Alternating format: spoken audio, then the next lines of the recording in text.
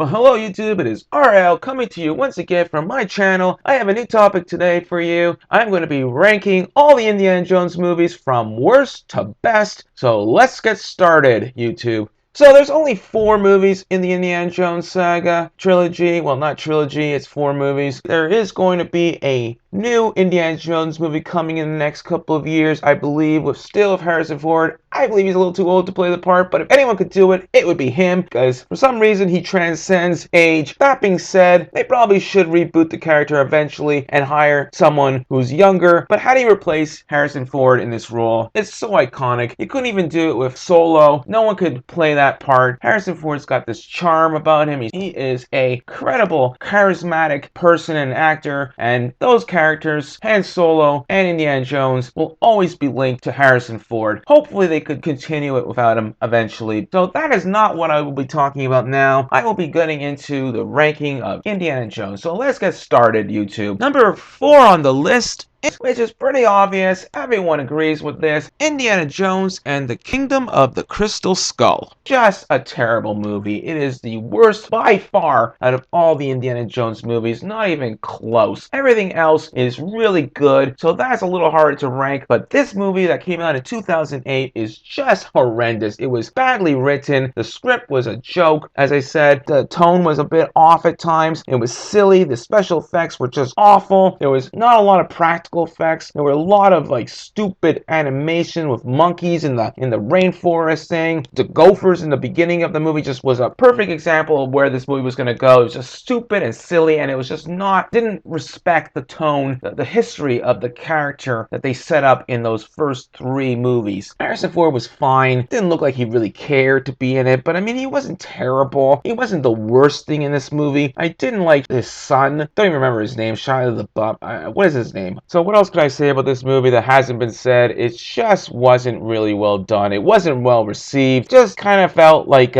almost like a commercial for a movie. It didn't flow. It just felt stupid with the aliens. I know what they were trying to do. It took place in the 1950s, so that era had a lot of sci-fi in it. So they wanted to bring in that to the franchise, but it just did not work. Aliens does not work in an Indiana Jones movie. Sorry, it just doesn't. I don't really want to talk about that movie anymore. It's just such a bad memory. It really is. I like to just block it out like it never existed. Maybe I'll just say it's a trilogy. Indiana Jones is a trilogy. There is no 4th movie. Anyway, so moving on to number 3 on my list, that would be Indiana Jones and the Temple of Doom. Now, this movie is not a bad movie. It just isn't as good as the other 2 that are higher on my list. That's just how I feel. Temple of Doom is a very dark movie in the Indiana Jones trilogy. It really is definitely the darkest movie of the franchise. A lot of people say it's the Empire Strikes Back of the Indiana Jones trilogy. There is a lot of great stuff in this movie, but when it came out, a lot of critics did not like it because people thought it was too dark, it was too cruel, it was too evil. There was a lot of stuff in this movie that people did not like, but it has aged well. It is an enjoyable movie. There's a lot of great stuff. There's so many amazing set pieces in this movie that I can't to say how good they are. They're just amazing. The train sequence when they're escaping the temple in the end of the movie is so well done. It's one of the best action scenes I've ever seen in a movie, let alone an Indiana Jones movie. Short Round was adorable, and Willie, well, let's just say she was a little annoying, but you know what? It works. It kind of has a charm to it. There's a lot of amazing stuff that happened in that movie. Started the movie, that amazing sequence in Shanghai where Willie sings her piece, and that whole section when Indiana Jones gets poisoned and he has to get the antidote and the diamond that Willie wants. Willie's looking for the diamond. Harrison Ford is looking for the antidote, and it's just hilarious. It's just so well done. Even though it's funny, it's not silly. Tone is still really well done. Such a great start to the movie. There's so many great scenes. Really do love the sequence on the bridge where Indiana Jones cuts the bridge. All the villains go falling into the water that's infested with crocodiles. That scene is still one of my favorite scenes in the Indiana Jones movies. That's what I have to say about Temple of Doom. Very, very, very good movie. Just not as good as the other 2 on my list. So moving on to the next movie on my list. So number 2 would be Indiana Jones and the Last Crusade. So a lot of people might put this movie ahead of my first pick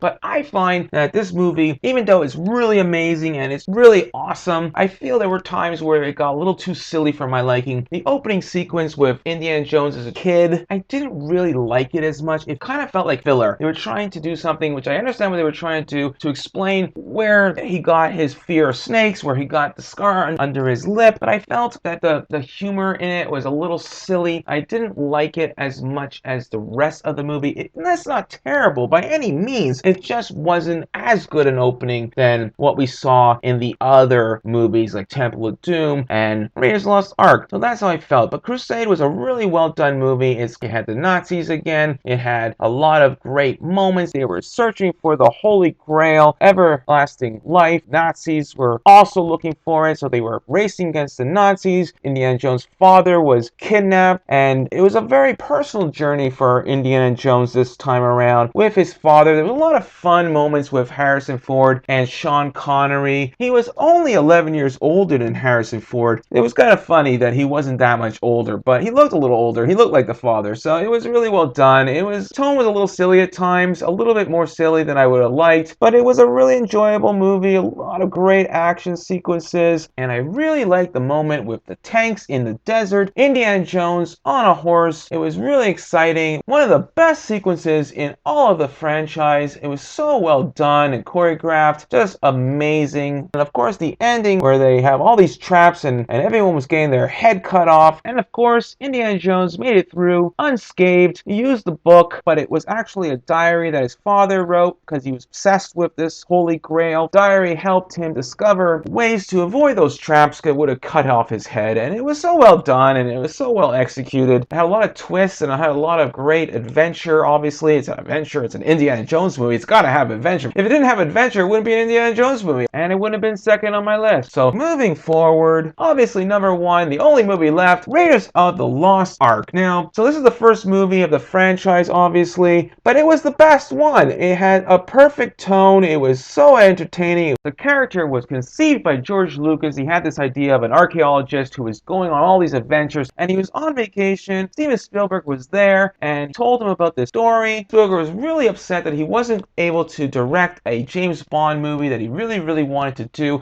George Lucas says to him, I have something that's even better. He showed him this character. At the time, it wasn't even called Indiana Jones. It was Indiana Smith, I believe. Originally, they did not want Harrison Ford for this part because George Lucas liked to work with different actors. He didn't want to work with the same actors, and he already worked with Harrison Ford on Star Wars and American Graffiti. The movie is so well done, so well crafted. It's such an amazing adventure. It holds up even this day. It's just such a really well crafted movie. It felt like a serial. That's what they were trying to do. The movie was non-stop action. They were looking for the Lost Ark. The Nazis were done really well. They were portrayed by really great actors. The opening scene with the boulder going after Indiana Jones, rolling down and being betrayed by people that he chose in his party to look for this artifact in the beginning of the movie. It just was such a well-made movie. It was so many great moments. We learned that he has a fear of snakes, and that when he's running away from these natives and his friend who had a plane waiting for him on the water and there's a snake, all this stuff he was doing, he's such an adventurer and he's afraid of a snake. It made the character so relatable that he's not a perfect guy. He's not this,